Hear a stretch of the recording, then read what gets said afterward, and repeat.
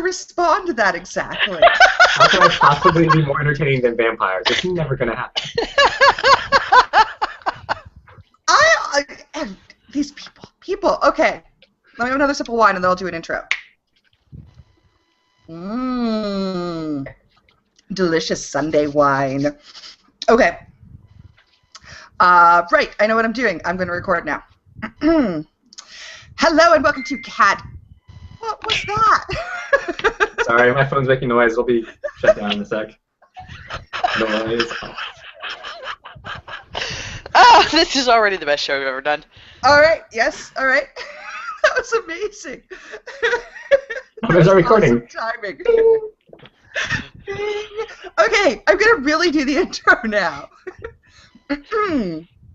Hello and welcome to Cat Context Podcast, episode 53 for Wednesday, June 18th, 2014. My name is Liore, and today we are going to talk about E3. It happened last week. It's a thing. There were games. I don't know. We're also going to talk about what we've been playing lately, which pretty much means we're going to talk about WildStar. But we'll see how that goes. But with me today is my usual co-host, Arolaide, and a special guest this week because Ellie decided to go on a beach vacation. But instead, that's okay. We brought Cor. Cor, everybody likes you, Cor. Thank you for coming on the show. Wait. You guys like me now? Well, yeah, we like you now. You're right here. Oh, okay. Fair enough. That was good. Cor, how's your weekend been going? Pretty good. Brewed some beer, played some games. That's about it. All right. That's all we can ask for. Arrow, how's your weekend going? Never move with children. Just don't do it. Once you have kids, you're stuck in the house that you're in. Don't do it. Don't ever move. 18 years in the house, that's it. Everything is exciting in my life. That's what that is, right there. That's good. Good, exciting is good. Yeah, we move in 3 weeks. Oh, wow, that's really crunch time then. Yeah, 200 miles, 3 weeks. Very exciting. 3 weeks, yeah, 2 kids, yeah. And I think some cats in there too, and yeah, that'll be fun for you. Yeah. Very fun. Yeah. Well, thank you. I'm getting really big beer right now. More, yes, okay, yeah. I'm going to fix that in post. So we're talking about E3. E3 happened last week, and it's a thing. It's the thing that all the big journalists go to, and then they get turned into marketing propaganda. I don't know, did you guys watch any of the showcases last week? No. No, that's a fair answer. How about you, Cor? I didn't even know E3 was starting until you told me, so I missed a lot of it. But I went back and watched a lot of the recap videos, so I just didn't see them live. Yeah, thanks for the homework, Liore. That was very helpful. It was voluntary, but I figured I would help out so we didn't just have like 60 minutes of hysteria. Thank you for the homework. It was very helpful. Oh shit, that was sincere. All right. What is this strange feeling? Okay. Yeah. Oh, okay. The Microsoft panel, they gave all, and these are high-end game journalists. I mean, as far as high-end game journalists go. But I took a look at the media qualifications for Media Pass, and there's no way they would let me in. So, clearly these guys are much bigger than we are. And they gave them all really fancy glowy wristbands, so every time they panned to the audience, they had them all timed to all blink all at once. So basically, I mean, it was like a glorified wave, all these journalists in there. It just is. I can imagine that at PAX, but seeing people who are, supposed to be paid to be there for their journalistic integrity as they, flap their little green flashing armbands, I'm like, really?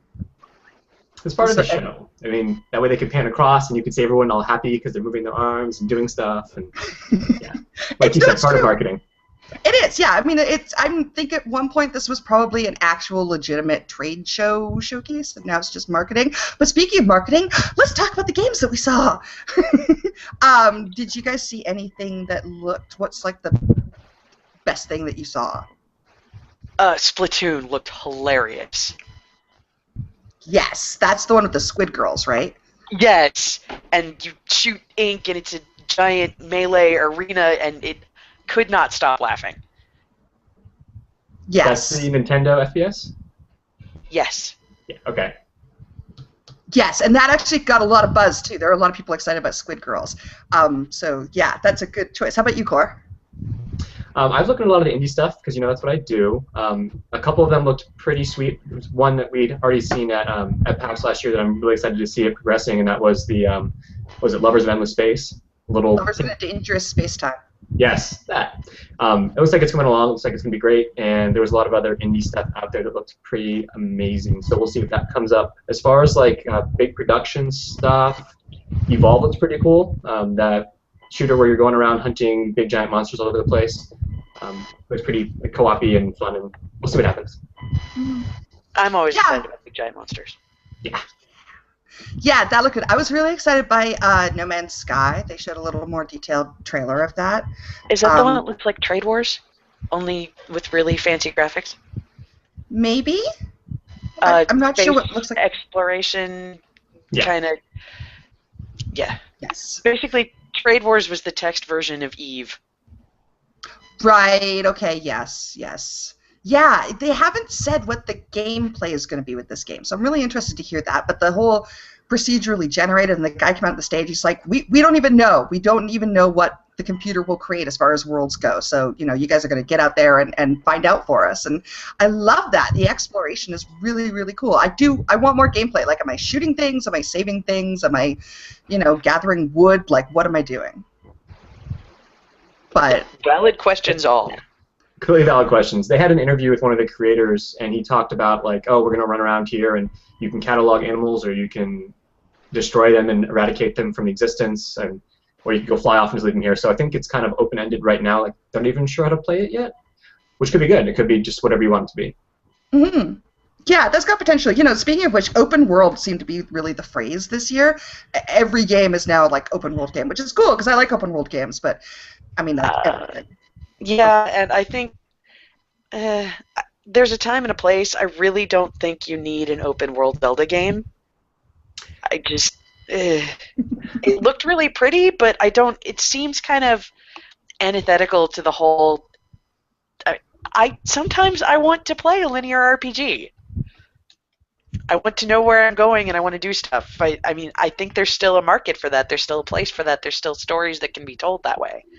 And I didn't like the vibe that I got from E3 that was passé and no one was going to be making those kinds of games anymore. Well, AAA games. It'll all come back around eventually, I'm sure. But yeah, this year definitely seemed like they were pushing the interactivity of everything. So we'll see. Yeah. Yeah, I think that's, and to a certain degree, that's sort of their answer to the whole diversity thing, which we'll bring up, we will bring up later, Era. I didn't say a word. I'm being patient. No.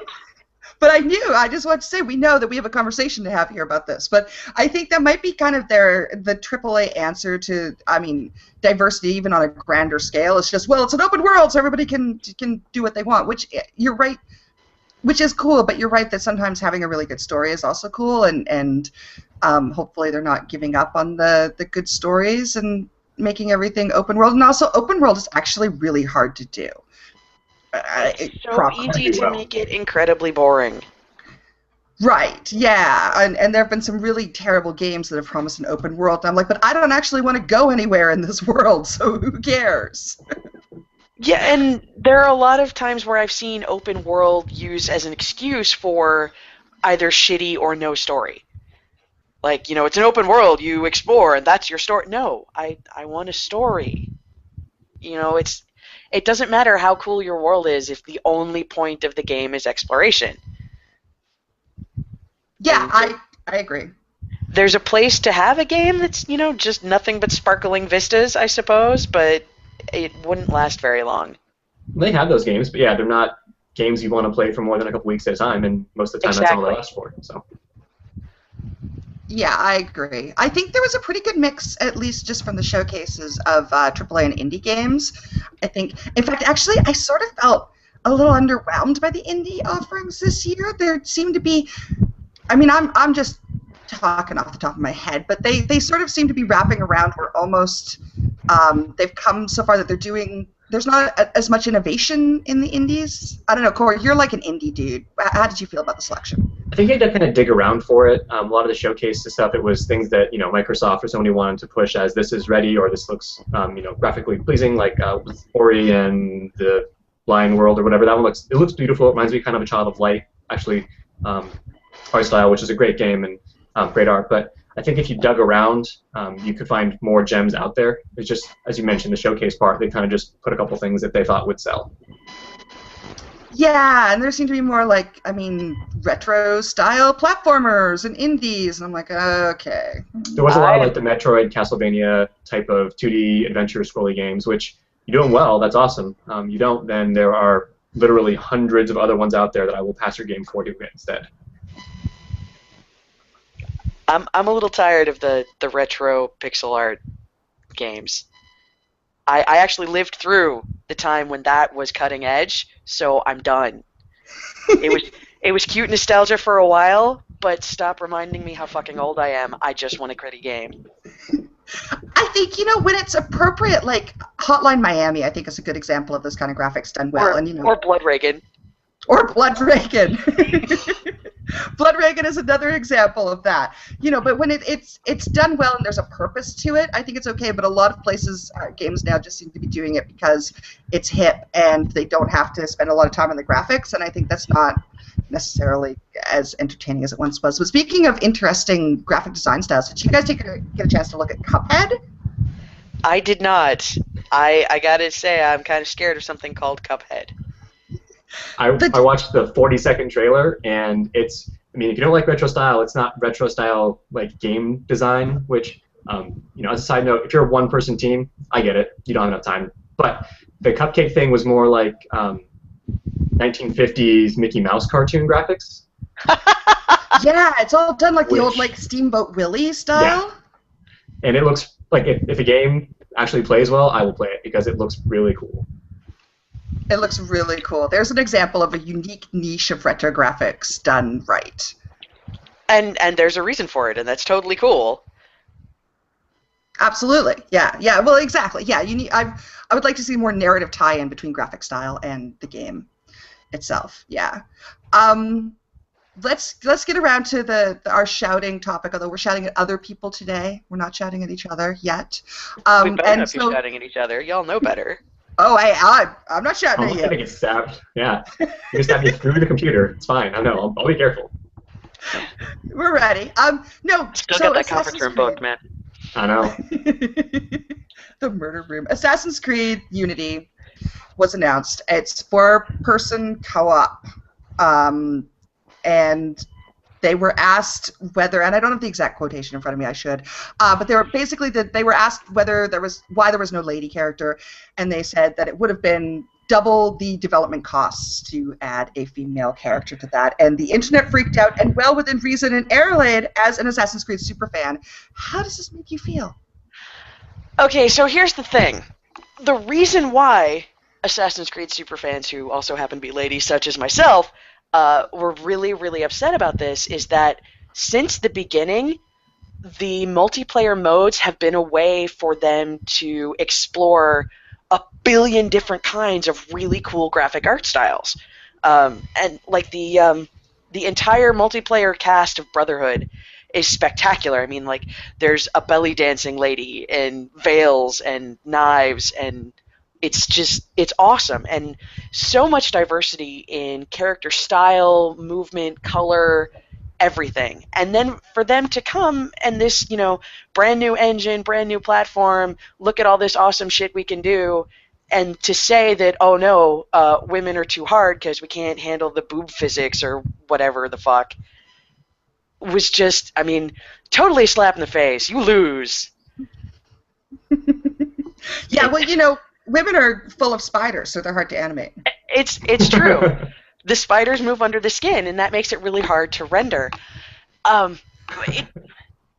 It's not so much that there are no women in playable character ladies, and they decide that women are too hard because they're just a feature that's on the list, like a side quest that they can cut out if they come to crunch time. It's the combination of those two things together, and the fact that they pull this bullshit like we're too stupid to understand what they're talking about. The ridiculous mansplaining behind the it's polygons and yeah, no, fuck you. If you're gonna be a dick about it, own it. Don't pull this, well, it's double development time bullshit, when everyone knows it's bullshit. Yeah, and there were a number of industry people who came out on Twitter to call it out as bullshit. So it's not just the players who don't understand the development process. There are, people from good companies who are like, yeah, I mean, I can't remember his name, but there's a fellow who's like, it's 2 days' work, tops. And that particular fellow was the animation director for Assassin's Creed 3 and Liberation. He knows what he's talking about with their engine, their company processes, everything. And no, it's 2 days. Yeah, if you were having to completely redesign something, but I'm assuming they have crowds of women in the game since they're in Parisian France, like, you already built the character models for women. All you have to do is make them move around like the assassins. And if the assassins are just a bunch of lines pulling back and forth on the polygon on the engine, how hard is it to plot that in? You have to write some new story maybe for the female characters, but you're a AAA company. Put in the fucking 2 weeks to write the extra storyline and then put it in the game. Like, how hard is that? Exactly. Yeah, I think part of the big problem with this was just the reason was such bullshit, and such obvious bullshit, that it was just like the double indignity. And they've made female protagonists for other Assassin's Creed games, so we know it's doable. Like, we've already seen it happen. So yes. I don't know. I get like making a game is hard, like making any other product, and you have a development cycle. Maybe they were told, you don't have the extra week, we need the game today, but I can't imagine someone would ever possibly push deadline back by that small amount that they've already made all the character models. You've already done all that work. It can't be that much more time to make a female protagonist. Like, I don't get it. And representation should not be just like a side quest, nice to have feature. It shouldn't be something that's down on your list that you're considering if you have the time. Well, yeah, I saw a really good quote from the executive producer of the Call of Duty series, and he said, basically, they in their multiplayer they have female soldier options, and it's not because they're trying to make some sort of bow to diversity or whatever. It's like because we've got women players. They're there. They're playing. We wanted to make a character for them. It's not trying to hit some quota or something. There are women players and there are women soldiers. So when you make a game about soldiers, you probably should have women soldiers in it. Exactly. Yeah. I know. Ubisoft. I'm so disappointed with that. Between that and the Far Cry 4, kind of. I didn't actually dig into Far Cry 4 at all, so I haven't really been a follower of the series. What are your noises about? It's super, super racist. Really? They brought out the new cover for Far Cry 4, and it's got like white dude sitting there, basically with a brown guy in front of him bowing to him, and everyone's like, oh. Yeah, it's just. Yeah, so I mean, Ubisoft is on thin ice right now, I think. As far as I would call them the losers of E3, as far as press goes. Yeah, but the winner. The game looks good otherwise. If you'd have spent the extra time, it does. Been a huge hit, so. There are some spectacular gameplay improvements, like doors and windows exist now. Hey. Holy shit! And but instead of putting women in multiplayer, or I don't know, making Charlotte Corday the hero of the game, they rebuilt the water engine. Right, exactly. Speaking of they're the kind of the losers as far as the PR race goes. I think the winners of E3 were Nintendo, which is weird. No one went into E3 thinking. I mean, the best thing Nintendo's done all year is that Luigi Death Stare meme, which was just kind of accidental. And now they really, like, people were excited more so than any other big name there, I think. Did you guys get that? I was reading a lot of like the roundups over the weekend, and pretty much every person, they were all just going off each other's articles, was saying like Nintendo won between the big three, and this is the game they kind of described, and none of them seemed all that super special to me. Like, yeah, Zelda's really pretty. Like, okay, Zelda's always really pretty when you make a new version of Zelda. So I didn't get it. Maybe it's because I didn't dig deep enough. But did you guys understand what all the hype was about the Nintendo press spots? Well, the interesting thing about Zelda is that they also had kind of a representation snafu, but they owned it and said, well, we don't care about ever having a playable lady, so that died. And nobody brought it up again. There were some, Sorry, so that was my takeaway of the Nintendo press conference. I own a Wii, not a Wii U, a original Wii, but I was not that. I mean, like, it was fine, but it was just sort of, okay, well, we've got a new Smash Brothers, we've got a new Zelda, we've got a new Bayonetta, and all these things are great. There was just nothing that I was like, holy crap, I better go buy a Wii U. But maybe I'm just lacking the nostalgia gene or something, because people were really excited. I think it may be a nostalgia thing. I'm not sure. Because, that's about how I felt. I mean, if I find a refurb Wii U somewhere, maybe I'll pick it up, but it's not a primary. This didn't change my decision to make it not my primary game machine. Yeah. Of the consoles, Arrow, which one would you, if you didn't own any of them, which one would you go out and buy right now? Probably still the PS4. Same here. I haven't jumped off the Sony bandwagon yet. The stuff they're putting out still looks fun, so until I think what they're offering is not good, I'm probably going to stick on that. And that's kind of how I feel still. I agree. For me, if I was to buy one right now, I'd buy a PS4. I like what Sony has to say. And, I think they're also really good at putting on a show, which, doesn't totally matter, but I think it totally matters. It is. It's all about Flash. They just seemed more comfortable talking about their games. They had more interesting, stuff to look at. Microsoft, they seem like nice people, but they're terrible at putting on a show. They're so bad. They look like they ironed their jeans that morning. Like, you're not cool. Yeah. You're not cool. I'm sorry. And this is all about being cool and flashy, and they're very sincere and well ironed, and it just doesn't really work for me.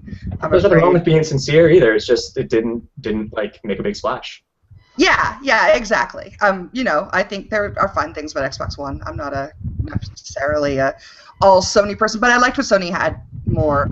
I would definitely, if I was going to buy one, I'd do that. And also, they had some interesting. I like the Sony TV, where you can do your Vita on the TV. As a Vita, one of the few proud Vita owners, I would like something like that, so I could play it on my TV.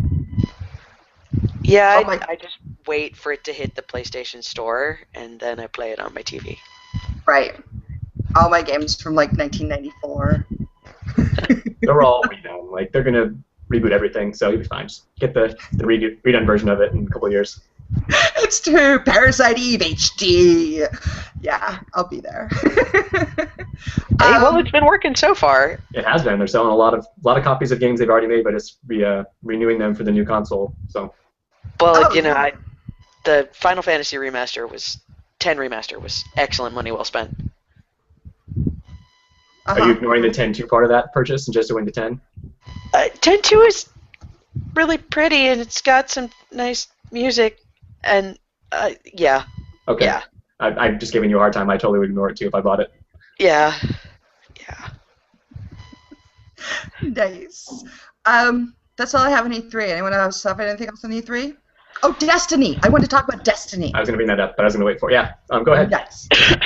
Destiny, they flew a bunch of press people a couple months ago in to play the Destiny Alpha, and there was kind of a debacle because particularly Kotaku wrote, "It's boring. I'm bored by the Destiny Alpha," and everyone's like, "Ooh." It came out for Alpha during E3. They showed quite a lot of it at E3, and the response I've been seeing on Twitter and elsewhere has been really, really positive, which surprised me. Did you guys have a chance to watch that gameplay video? I did not. All right. It looks fine. Like, it looks really pretty. And this is a weird thing to say, but the UI is really pretty. All their menus are really nice. User interface is important. Yeah, Carbine, we love you, but user interface is important. It could break a good game. Yes. So, yeah, no, it looked pretty, and the gameplay looks okay. Cor, what did you think? So, the whole question on MMO on a console, like, will it work? I think that the avenue they've chosen is totally possible. Like, the big thing with a lot of MMOs that I play now that wouldn't transfer is you need tons of controls, right? but this is an FPS, so I'm imagining an Xbox controller or PlayStation controller. There'll be enough buttons to do your normal controls, move around your little sticks, and you'll have to probably have a couple buttons linked for special skills. So you'd be limited there, I imagine. But the things I thought of later on at the end of the kind of live play talk demo thing was they talked about having like arena-style things where you're just fighting people like 5-on-5 or 8-on-8, which is how all successful FPS is working now, like Halo, Modern Warfare, that kind of stuff. So you'll have that crowd still pull in. All they want to do is shoot other people. Cool, you can just go shoot other people. They talked briefly about, I forget what the name of it was, like Crystal Tower or something, Glass Tower, which is kind of like an instanced area where you go with your friends, and then it's kind of like dungeons or raids. So I think the key is going to be, do you have enough customizability and flexibility with your skills and the controller that you feel like you're still playing something you want to keep spending time on? And I think that that's entirely possible. So I was kind of optimistic on that. I thought that that looks pretty good, pretty fun, and I think they are going to at least make a big splash when it comes out. Yeah, I'll be really interested. The one thing, of course, you can't do with the controller is the typing to people. So, that's going to put the real emphasis on voice as far as socialization and communication, which are things that I look for in MMOs anyway. So yeah, that's a good point. But most players, I don't know if most players, but a large population of the MMO players already use voice either in the game natively, like Neverwinter, I think, had a voice chat, or Mumble, TeamSpeak, Ventrilo, all the people always have servers for that. So the requirement you have to get it, especially for a console game, wouldn't be a big deal, because I imagine most console gamers already have headsets to do those kind of things anyways. Yeah, true, absolutely. Yeah, I hope it does well. I think it's an interesting idea. I don't know. People seem to like it. Yeah, we'll see. It's one of those things where I can't make the connection between typical MMO gameplay and a console. That's entirely fair. I'm trying to imagine in my head more like if you were playing, Mass Effect, and instead of having your NPCs be little guys in your squad, you actually have people you're playing with as part of your squad. So maybe kind of that mindset. Or I played Modern Warfare a while ago, I don't know how many versions ago this was, but kind of thinking like that. So doing that with MMO elements could be fun. I'm just kind of trying to be optimistic, because I complain to some extent, and I know a lot of my other friends do, that all MMOs are all dwarves and elves. That's all you get. Like, we want to see something different, something new. Some of those things are sticking around, like Eve. You've got things coming out like those two Wing Commander games, the Elite Danger and Star Citizen. Star Citizen, yeah. So those will be MMOs with different play styles, hopefully. So I want to be optimistic on any MMO that's going to be a little different than the norm. And then if they don't do it correctly, successfully, then that sucks. But don't control. The required voice chat with strangers thing isn't always kind of challenging. Yeah. The console gamer crowd, it's a completely different culture, and granted, I have a particular lady perspective on that, so. I think that's a really good point. Like, for some portion of the population, it's going to be, I'm playing with my friends, I'm not talking to anybody else because you guys are not going to be nice to me, which is a totally fair complaint. Yeah, no, I agree. I think it'll be interesting. Like I said, people have been really, really digging it for the last week that I've seen on Twitter and whatnot. So surprisingly, I feel like they might have a hit in their hands. And those Bungie guys. If anyone can do a first-person shooter, Bungie revolutionized with Halo 1 the first-person shooter. So I hope this really works out for them. Definitely. It's nice to see them branch out into something non-Halo-y that looks like it could be successful. So. Speaking of, I don't know, you guys didn't watch the thing, but the showcase, but when they announced the new Halo box set, it's a cool idea, but it was funny because they were like, we're going to bring out Halo 2, and we're going to bring it out exactly like it was 10 years ago, and the crowd went wild, and I'm like, yeah, nothing has changed in 10 years, yeah. Right, Arrow bought the Final Fantasy X in HD, right? But same thing with this box set. It's the 4 games, only prettier, and people will probably love that. Like, I'm sure they'll sell tons of copies. I am loving the crap out of my 1080p Final Fantasy X. Right, so. I'll be honest, if they bring out the box set for PC, I'll be tempted, so what am I saying, but. Yeah. They made a good game, and now it's going to be pretty again. People will buy it.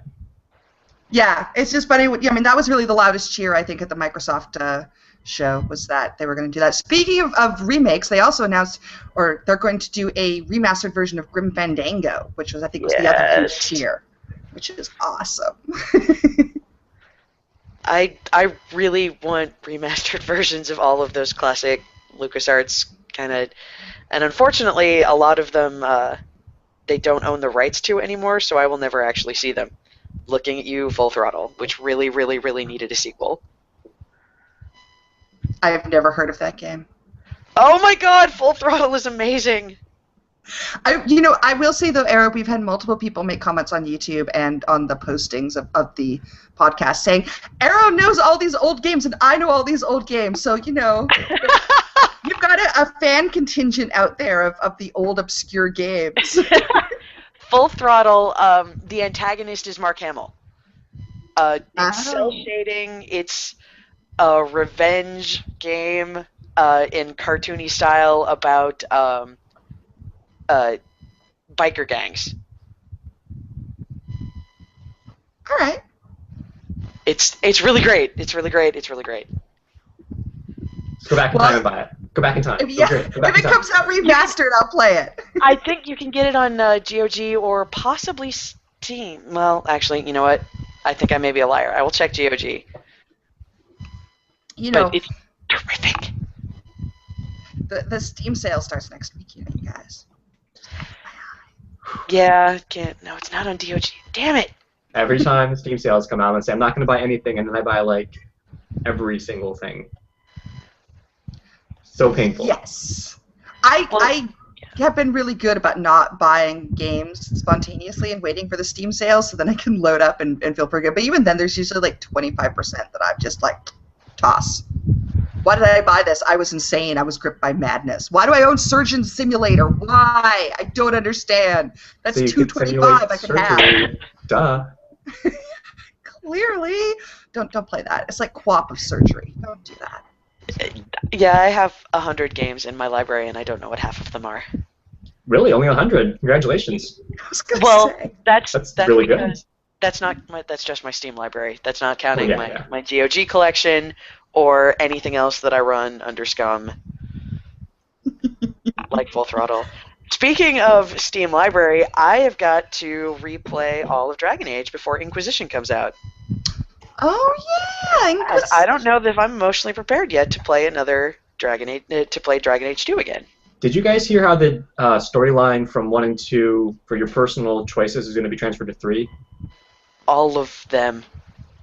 Apparently, they're setting it up on like an independent server or website or something where you go in and I don't know if you upload your previous plays or you click like a bunch of menus saying which decisions you made. Obviously, it'll customize your game, but I'm not sure exactly how the transfer worked. I don't know if it was like I don't even play the game. I can just randomly click stuff. Did you get kind of the readout on that or? Well, I know that there was a mod that they put out between 1 and 2 where you could create a save and then you just import your final save and you could build one with whatever choices you wanted. Okay. I'm even as much as I was burned on 2, I'm interested in this story because I like how it's not the same character through each game. It's a story of the world and you're playing 3 separate heroes within it, which I find totally fascinating. Oh, that's interesting. As much as I love my shepherd and taking her through this giant saga, it's really cool now that I'm expecting it to know that, you've got your warden in 1 and the hawk in 2 and the inquisitor in 3 and it's all about things that have happened in the world, not things that have happened to a person. Right. Yeah, Mass Effect's very shepherd oriented. Right. Which is cool, but it's fine. It's just a different way to get to the same end. So one way you're telling the story of a person, one way it's the story of a place, and neither of those are wrong. They're both fun. So. Yeah, I think Inquisition's looking good. I haven't looked at it too much just because I'm still on my no-buy EA kick, so I can't buy it, so I'm trying not to make myself crazy. But I thought you retired that because it was only for a year. She renewed it. I renewed it. Renewed it? See, I thought you did it especially for a year so that you could have Inquisition. No, I'm back on. I'm on it. Once you get started in a no EA binge, it's hard to go back. So we'll see. But I will say that Vaj was playing through Mass Effect 3, and he's playing my copy of Mass Effect 3, and he bought the Citadel expansion for my copy. So technically, that means that I did not give EA money, so I can go play Citadel now. There's a whole lot of dancing in it. Yeah. Yes. So are you trying to like nudge one of us to buy you the new Dragon Age as like a gift for your birthday or something? Ellie already said he'd stream it, so that will be my vicarious EA consumption. But no, it looks good. I'm hearing really good things about it too, so I hope that's going to be good. You know, BioWare, they had Mass Effect 4 at E3. Oh, so pretty. They showed like a couple screenshots of a planet, and they're like, so that's Mass Effect 4, and they're like, and we're working on this fabulous new IP, and then they showed like, you know, a tree, and I don't know if the whole game's going to be a tree. I assume there's more. I don't care. That tree was fucking beautiful. And that tree is going to make so many amazing moral decisions. It's going to be the Giving Tree. That's their new IP. Is it a Paragon or a Renegade tree? Maybe they stole our idea of making a video game where you're a tree who grows fruit, and that's your only goal in life is to grow fruit. The Giving Tree, yeah. This has the see the things we come up with great ideas in IRC. Yeah, no. So I was excited to see what they had to do, and it was literally like 3 concept art shots between Mass Effect 4 and their new IP, which I realized that, you know, it's E3, you want to try and put out something and get a little hype building or whatever, but it's like, really? Really? Can we have, like... I didn't even care. I was so excited, I don't even care. Why would you get off the horse in the middle of the stream? Like, they're making so much cash on Mass Effect. Like, keep it rolling until it sucks. I cared. I wanted to see more. I want to know what's going on. So you're upset you didn't see enough of it. Yes, I'm upset that that's all they did, and they said it was going to be. Doesn't matter because you won't be able to buy it anyway. Oh no, I'm breaking it for Mass Effect 4. Okay, come on, come on. The worm turns. What am I, made of stone? I can't. Come on. Especially if they're playable so far. Oh yeah. Yeah. Ooh. Especially if I can be a tree. Can I be an immoral tree? Well, then I'm all over that. But BioWare hasn't really done a lot lately, so I'm glad to see that they've got stuff in the works anyway. I like BioWare. I want them to do well, even if I'm not buying their games. Anyone else have anything to say about E3? No, I don't think so. I'm good. All right. Well, that's the discussion of games in the future. But now we're going to talk about games right now. Oh, see, that wasn't bad. That was, as far as segues go, that wasn't a bad one. You're getting that better. was a pretty good one. You're getting better, yeah. I'm excited to talk about my house.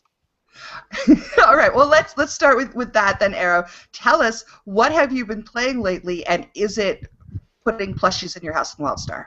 It is just totally putting plushies in my house in WildStar.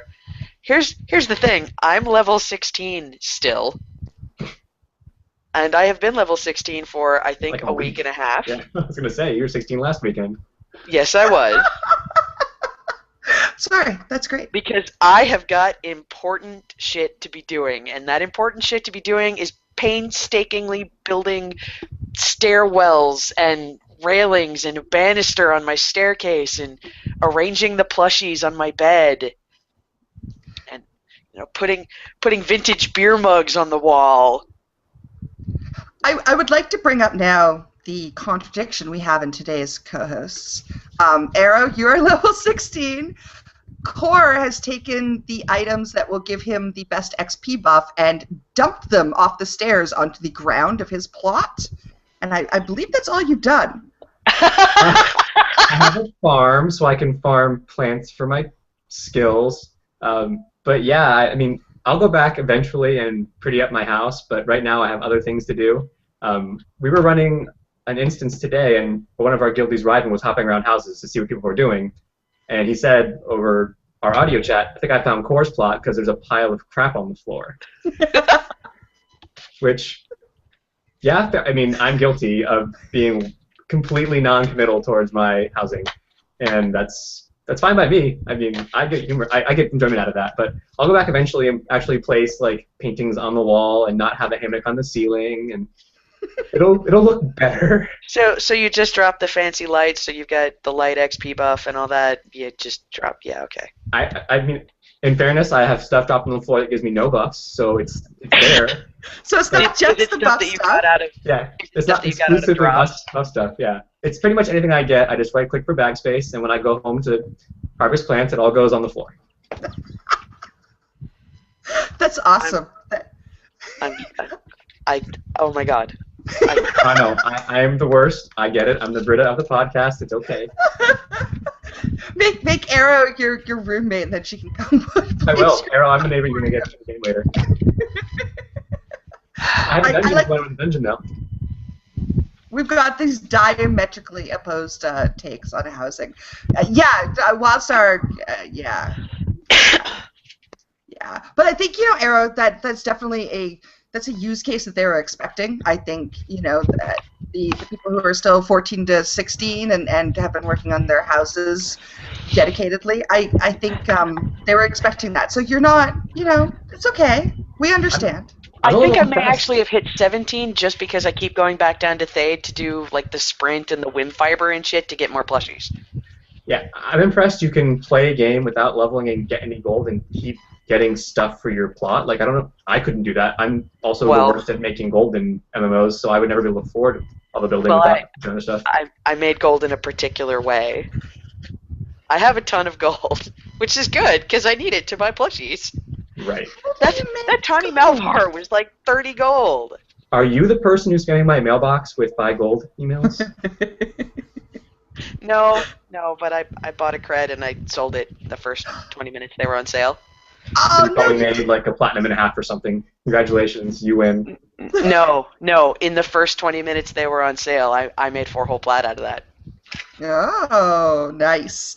That actually brings up a good point, which is that Cred went on sale this week, which is their version of Plex in EVE. You can buy it using in-game gold and spend it to get a subscription for a month, or, as Arrow did, you can flip it and sell it again. And it's going to be really interesting. We've had a bunch of guildies go in together and put in, 50, 20 gold, whatever, and buy a portion of a cred because we're betting that it's going to shoot up in price once the subscriptions kick in. Yeah, so, it totally will, and I completely own the fact that this was a horrible business decision on my part, but I needed to put in my banisters. Not enough fluffy toys. And indeed, there was a plushie Yeti on the auction house. I had to go for that. Look, I'm not going to argue with that. You had an extra plushie and sent me one, so who am I to say that it's bad? Exactly. I think. Do you guys think you'll ever use the cred system to pay for your subscription? If I end up getting like some amount of gold that I don't end up needing for decor since I care less about it, and I just have a bunch of flat sitting around, perhaps I'll buy a cred, but I'm probably not going to actually put money into buying cred to then use for subscriptions so I can just pay directly at a lesser cost. That would never happen? Yeah, I don't see it happening for me unless my house is absolutely perfect and there's nothing I could ever want to add to it ever. Which is never going to happen. That is never going to happen. I would change my sky color back and forth before that would happen. You could continue to demolish and rebuild some brand new theme. Oh, yeah, that's a good point. Yeah, I'll be really interested to see how much. I mean, I as you guys know, I'm an auction house player in MMOs, and I like that kind of thing. I don't understand the auction house. It doesn't make any sense. Yes, I know. That's how we make our money. Yeah. It's suckers like you and me, Arrow. That's how Liore makes the money. I know it is. I know. I don't. I'm the person who sits there and clicks buy 72 times on the 23 copper tough meat because I don't know how to work the friggin' commodities market. You probably saved some copper, although you wasted some time. It is a little confusing, but I'm hoping that as someone who likes to play the markets and enjoys auction house flipping and that sort of thing, that I can actually get to the point where I at least supplement my subscription. I mean, I'm going to pay the subscription anyway, so it's not going to make that much of a difference, but mostly just for the smug value of feeling like I managed to get a free month out of doing my auction house flipping. So it'll be interesting to see. Right now, prices are so low. I mean, it's like a platinum 50, I think, to get a cred, because a lot of people bought them and sell them, much like Arrow. So I'm hoping. I mean, if the price will probably go up, but I'm still, if I could do like every other month, with my auction support, my monthly play with my auction house stuff, I would do that. I would be pretty cool. That would be satisfying. Yeah. I don't know what the income level is at level 50 for doing quests and doing dungeons and raids and all that kind of stuff, but I imagine it's going to be quite a bit higher than a platinum and a half a month. So I can't imagine the current price is going to stay stable as this. How high will it jump? I have no idea. It could be 5, it could be 50, it could be 500. Well, it's obviously not going to. People aren't going to be buying it until they need it, and they're not going to need it until the first week of July. So between the fact that everyone's already on a subscription right now this month, and that I think people will have more income, it's going to go up. Right now, it's a lot of people that just wanted to have quick gold quickly for their stuff. Yep. Yeah. Their house. Yeah, I'm not. I feel no shame. Okay, that's a lie. I feel some shame, but not much shame.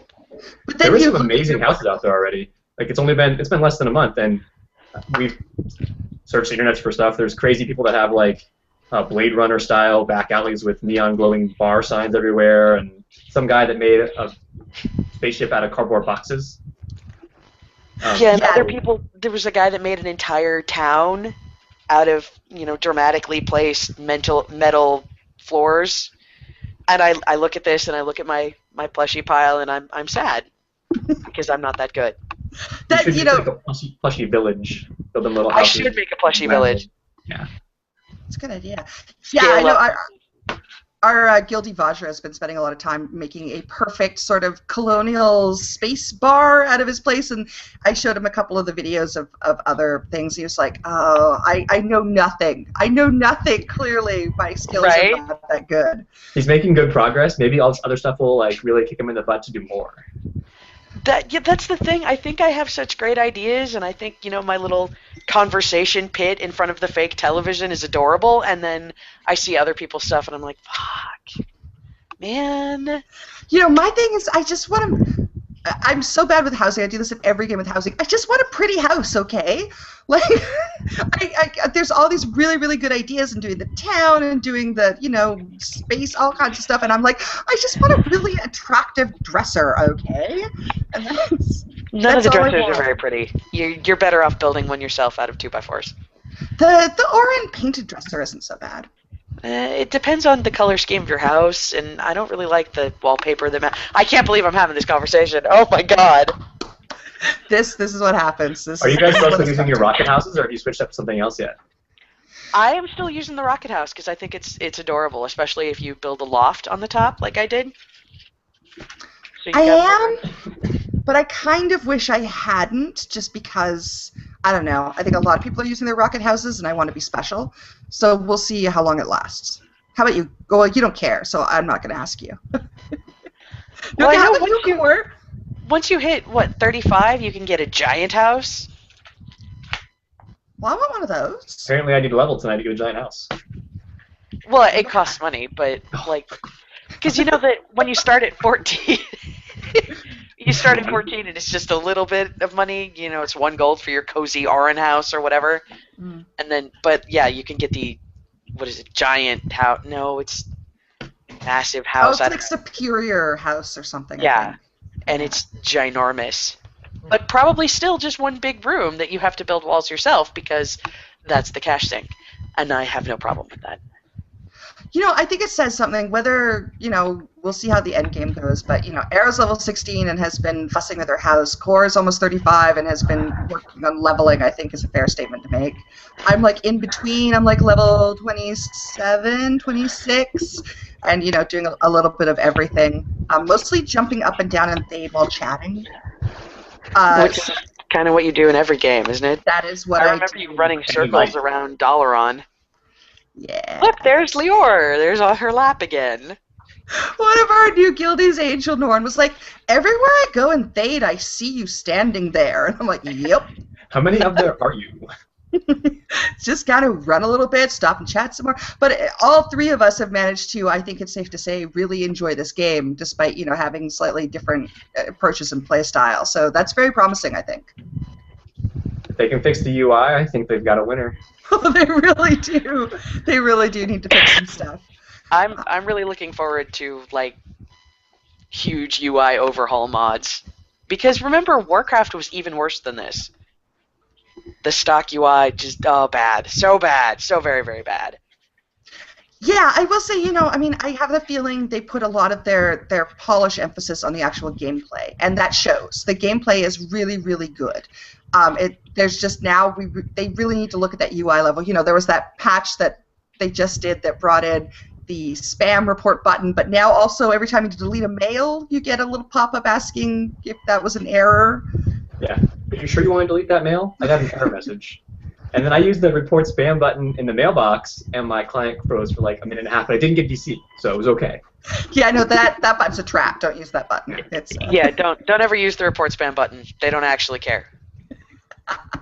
It's like a honeypot, only backwards. That's right.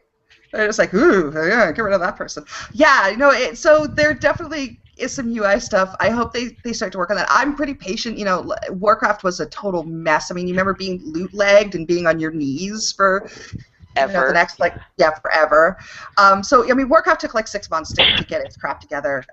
But I think the current MMO audience expects things to happen faster. I think they probably have another 2 or 3 weeks before people start getting really angry about some of these UI changes. So I hope for their sake. I mean, I'll still be there. I'm having a good time, but I hope they start to bring in these changes quickly. I think once the population, however long it takes, starts reaching cap, by that time, if they don't have at least some fixes or some changeability in there, people are going to get complainy and do their thing when they move on to other stuff. So I agree.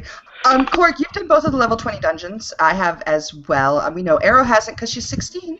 I did the one dungeon. Oh, okay. Well, that's good. How are you guys finding the group content? Cork. So far, it's been challenging, which is good. I like games where I die a lot because I don't want the game to be easy. That's one of the things that I've always been notorious for, is the more I die, the better. And that's not always because I'm crappy at games. So I've liked the challenge. I've liked that the bosses have had multiple mechanics, particularly the Dominion side for level 20, the last boss, had a lot of crazy stuff. I imagine, like every other game, we're going to get used to the mechanics, and they'll get it easier over time as we know what's going to happen. Which is, probably true of WoW when that first started too. Although I'm guilty as anyone else of mining the crap out of WoW, so WoW just will pop up and say, time to turn left. Like, I'll turn left, now the fight's over. So if I don't do that, I think I'll be okay. So I've liked the challenge, I've liked the variability between the bosses, and I'm happy to see that I'm dying a lot on level 15, level 20 stuff. It shouldn't be exclusively the end game where I'm dying a lot. So I've liked all those things. Yeah, I agree. I like the dancing. There's a lot of dancing with bosses, whether, even if it's just in a phase. And I've really enjoyed that. The mobility is making it feel like a unique experience to me, along with all the dying, and there's a lot of dying. There's a lot of dying. I'm really glad I chose Esper. It's very much evocative of a holy priest as far as healing instances, so I'm glad I have not had to learn a whole new paradigm of healing as well as doing these challenging instances. That has helped a lot. But Medic is really cool, so that's my next alt. I can tell you have Medic envy. I do. I have Medic envy. They got the fields with the green things, and I want some of that. But you're not shooting people in the face with healing, which is so great. I do have columns of fish. Columns of fish are pretty awesome. So. Okay, yeah. I can get behind the columns of fish. Yeah. Yeah, I'm all in favor of that. Yeah, no, I think generally, WildStar, we're still into it. Thumbs up. Way to go. I'm still having a little trouble with the Oh God Runaway gameplay, which is... just sort of... Yeah, I'm still getting used to being able to move around while I'm doing stuff, because the Spellslinger is really mobile. I have very few things that I have to sit and cast. Yeah, you can make a stable glass cannon, literally cannon build. Yeah. But it's probably not as fun as the one you're running around in circles. So I wouldn't know if I want to do that. But yeah, so it's just, oh my God, everything is on the ground, we have to run away. Oh my God. And it's... Yeah. I'm trying to bind my dodge to a key instead of the double tap, and it's really hard. It will get better if... Hello? Did we lose her? What? Oh, hello? What? I'm back. Hi. Your Orby thing on your avatar stopped moving. Yeah. What you were saying. There was a bump. I'm sorry. No, not your fault. It was Google. But Okay, we're back. I was just talking about how there's so much shit on the ground, and I've tried to bind my Dodge to a key because everyone says that's better. But right now it's really hard and awkward. So I'm glad that all I'm doing is working with my house. I'm sure you can hang it eventually. You're good at these games. You'll figure it out. Yeah. I had to bind I bound the Sprint to my mouse button, and it's amazing how much I use Sprint now that it's an easily accessible button. But that's one of those things I wouldn't have thought of. I have to rebind Sprint because my left pinky is starting to hurt from having to do left shift all the time, so that's going to have to change. Yes, all of a sudden there are all these buttons, and then every time you like press B to loot, and I have to go back to my keyboard, and there's a lot of buttons, and once I get the right key bindings, everything will go a little more smooth. But yeah, it's really fun. Okay, you guys, that's 55 minutes. That's a podcast. Oh, hooray, go us! We did it! We did it! Fast. Yes! So you can find this podcast at LioreBlog.com/CatContextPodcast. We are on Stitcher. We are on iTunes. We are all over the damn place. You can find Arolaide online at Arolaide on Twitter. She also occasionally posts at dragonsworn.net. Eventually, one day, it will happen. Core, he does our streaming for mostly indie games, so that is twitch.tv/totallylegitpub. And that's where we can find you, right, Core? Is there anywhere else? Not really anywhere else other than, like, the Cats forums, probably.